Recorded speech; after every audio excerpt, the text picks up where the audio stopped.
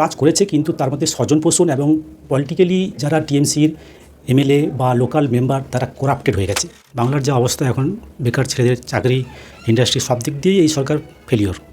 তার কারণ আমরা এই সরকার আসার পর থেকেই ক্রমশ দুর্নীতি আর করাপশনের মধ্যে এতটাই ডুবে আছে যে কোনো ভালো যারা পড়াশোনা করছে তাদের কোনো চাকরির ভবিষ্যৎ নেই। আমরা মনে করছি যে পশ্চিমবঙ্গটা দ্বিতীয় বাংলাদেশ না তৈরি হয়ে যায়।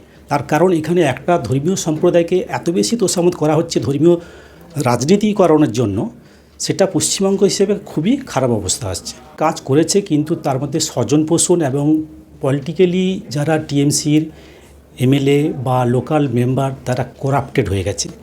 যে টাকা স্যাংশন হয় সেই টাকার 25% কাজ করে, 70% নিজেদের পকেটস্থ করে।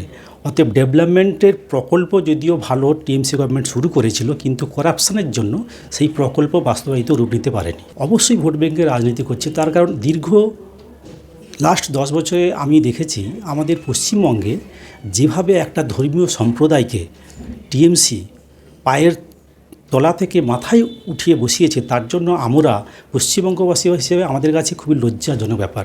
আমরা মনে করছি যে পশ্চিমবঙ্গটা দ্বিতীয় বাংলাদেশ না তৈরি হয়ে যায়। তার কারণ এখানে একটা ধর্মীয় সম্প্রদায়কে এত বেশি তোষামোদ করা হচ্ছে ধর্মীয় রাজনীতিকরণের জন্য, সেটা পশ্চিমবঙ্গ হিসেবে খুবই খারাপ অবস্থা আসছে।